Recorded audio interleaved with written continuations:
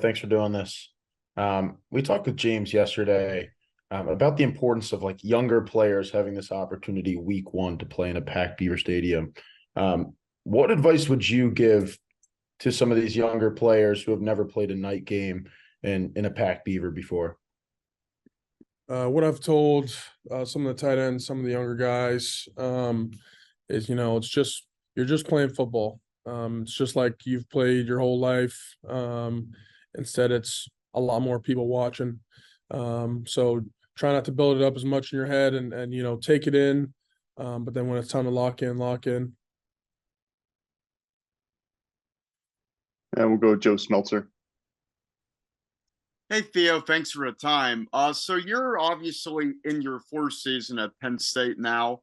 How much of an emphasis has leadership been for you over this offseason, especially with Brenton gone? And how would you say that aspect of you has developed and evolved over the time you've been at Penn State?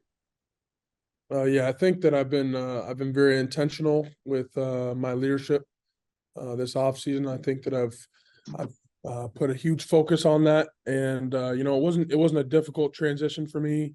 Kind of stepping into this bigger role, as I've kind of said in different interviews. I feel like this is something that I've possessed for a long time, but I just kind of never really had the opportunity, and really didn't feel like it was my place until this season. I felt like there's a need, and I had an ability to help our team in that area.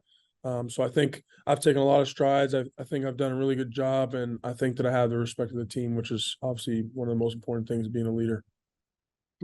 Tyler Donahue. Hey, good morning, Theo. Hope you're doing well today.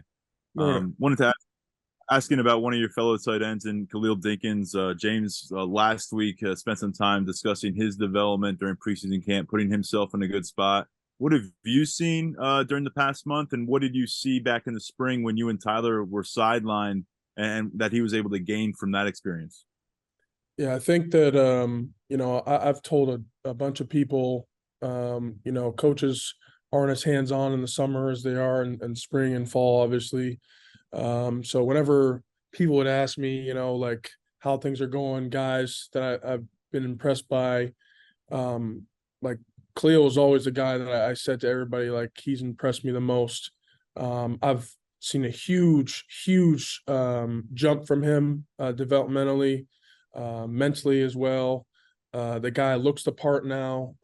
Like he looks like he can hold his own in the Big Ten, which he'll definitely do. And I'm super proud of him. Like, everyone's path is different, everyone's journey is different. And it's really coming together for him. And during the summer, I told Ty, I said, you got one here in Khalil. He's gonna do a lot of great things for us, and I'm super excited to see kind of where things go for him. Go to Luciano Chatelain. Hey Theo, hope you're doing well and thanks for your time. What are your goals and expectations for this season, both individually and for this offense as a whole? And what would it take for you to consider this season a success? I think the big thing for me is just continuing to help this team every way I can, both on the field and emotionally as a leader. And I think what I would consider this season's success would just be continual improvement. I think that obviously everyone's talking about the roster that we have and the guys that we have and across the board. Excuse me. And I think that we're in a good spot right now. But if we can just keep improving, keep growing 1% every day, I think by the end of the season, the results will take care of themselves and we'll be exactly where we want to be, but not taking any step backs, and just not and continuing to improve. I think is going to help us make this season a success for everybody across the board. Rich Scarcella. Hey Theo, how are you today? Good. How you doing? I'm good, thanks. Theo, what did you see from the defensive line during camp? Where do you see them going forward? How well do you think they can play? So obviously this is a group that I go against every day in practice, our D line. And it's a battle every day between the O line, the tight ends, the DNs, D tackles, and it gets chippy at times, and we're making each other better, and iron sharpens iron, and I think now that camp's done and we're kind of on the same team now and not going against each other. We kind of always talk and say we feel so confident about the other side of the ball just because of how good they've done. I feel super confident about every guy we have. Like at the DN position, we're super deep. We have a lot of guys that can play and do a lot of really great things. So I have a ton of confidence for our D line. This is probably, I'd say, the best and the most challenge I've had in training camp when it comes to blocking since I've been here. And I think when it comes to playing in the games, I'm going to be more than prepared because I'm playing probably the best D line that I might see all year. So I have a ton of respect for those guys and a ton of confidence for what they're going to do for us this year. Seth Engel. Hey Theo, so now that you've had a couple of years of experience with Tyler, how has that relationship grown? And if you guys do go into 12 personnel more this year, what exactly would that look like, and would it look different than in years past? Yeah, I think that playing with the same person at any position, you develop relationship, you develop chemistry, and I think with everything, in Tyler on the same page, and it's really great to play and be on the field with someone that you're always on the same page with. I think communication is probably one of the biggest things in football, making sure everyone's on the same page, especially on offense, because if one guy isn't on the same page or one guy does the wrong thing, the whole play could be in jeopardy. So I think that having a guy like that next to me and on the field with me, it makes me a better player, and I'd like to think that I make him a better player with pushing him and communicating with him and making sure we're all doing the right things at the same time. So I think playing with Tyler for all these years has been really great, and I definitely have a friend in him for sure. Donnie Collins. Hi, Theo. Do you you work closely with the offensive line? Do you sense a different air about them this year coming in after a season where they've shown what they can do? And is there a different kind of confidence level with them this year? Yeah, I think that's a great way to put it, and I think that's how I describe it as well. Just watching how they've been practicing, there's just a laser focus across the board, starting from top to bottom with Coach Troutline and our analyst, Coach Leonard. And I think that we have a really great group of guys that they're all very motivated. We have a veteran group of O linemen, which I think helps as well. And we have a lot of young guys too that they're eager to learn and are just being sponges to a lot of the older guys we have in that room. So that's another room that I have a ton of confidence in. And I think that the offensive line as well as the defensive line have definitely made each other better throughout these weeks of camp. Daniel Gallen, I'm sorry. Hey, Theo, piggybacking off of an earlier question about the leadership, what did it mean to you to be named the team captain, to be part of that group? What was kind of your reaction to that process? Truly honored, a true honor, and I think it's probably one of the biggest honors you can receive, is being recognized by your entire team, your entire rosters, as someone that they see as a leader and someone that they would want to lead them and the team. So I was truly honored. I put a lot of work in that area, but obviously nothing's promised. And regardless of what happened, I was going to continue with my role and continue doing what I was doing. But I was really excited and really happy and just honored that I was given this role. And I just hope that I can be what Penn State needs, be what this offense needs every week. Now we'll go to Johnny McGonigal.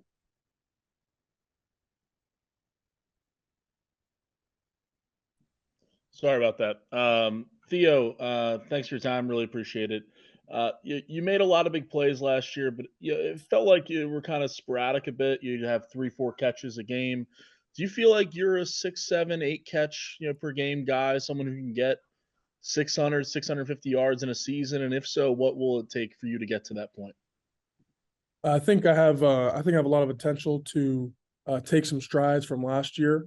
And I think that I have the potential to help this offense more than maybe previously in the past. And I think that from just being consistent every day in practice and how I've been approaching practice, I think that I've earned the trust and the confidence of our coaches and our quarterback to prove that that's something I'm capable of doing.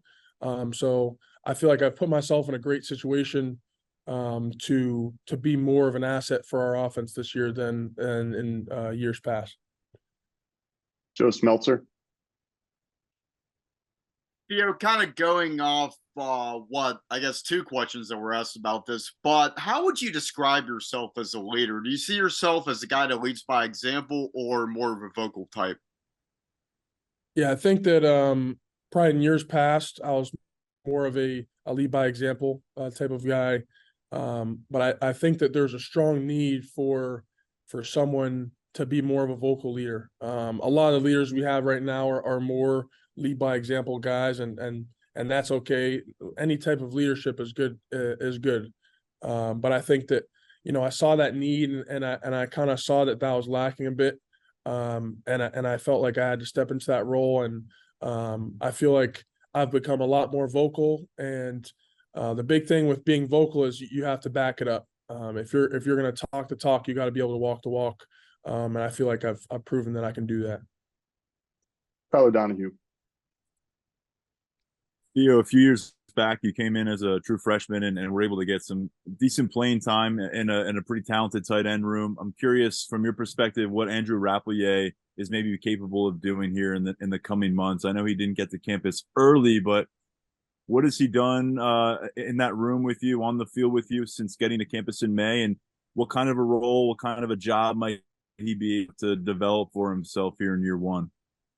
Yeah, I think that everybody has been, slightly surprised and very intrigued with what Rat brings to the table. I think that he's got a lot of talent, and when it's all said and done, he's going to be a really great player for us. I think that he has some maturing to do, probably mentally more than anything. Just when it comes to just being in college and kind of learning how we do things here. But I think that he has a potential to be able to help our team. But I think that at the end of the day, it's just how quickly that learning curve will come.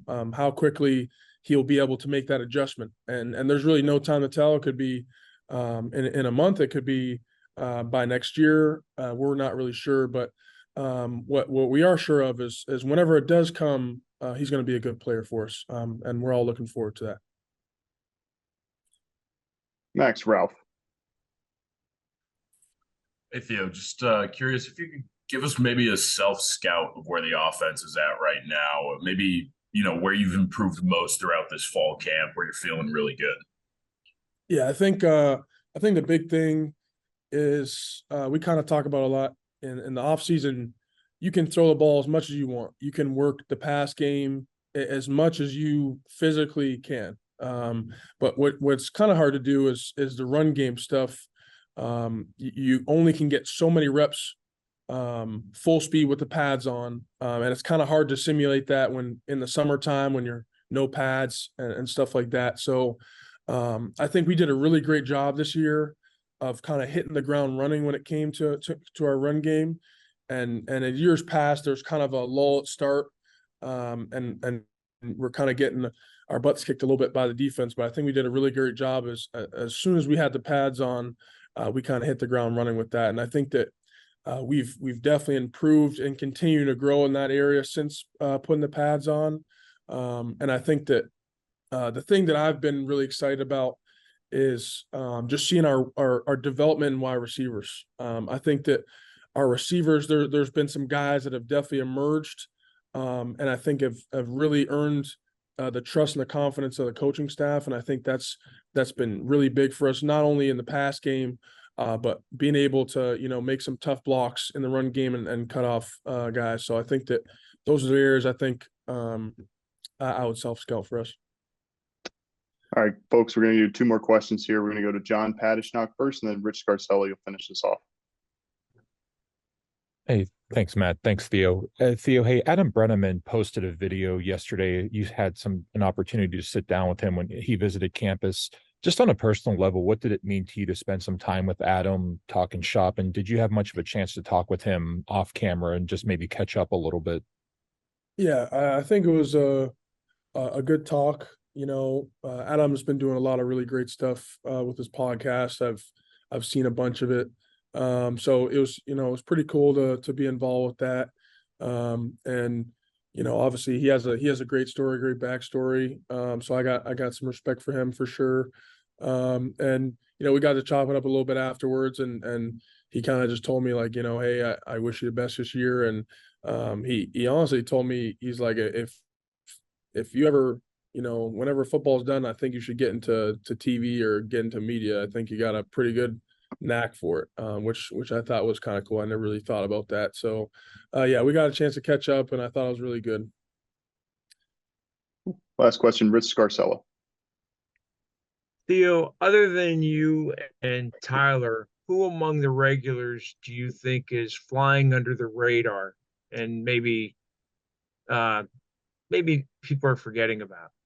When you say the regulars, what do you mean by that? I mean, the maybe the first 2 deep Across, you're saying in the offense? across offense and defense. Yeah. Okay.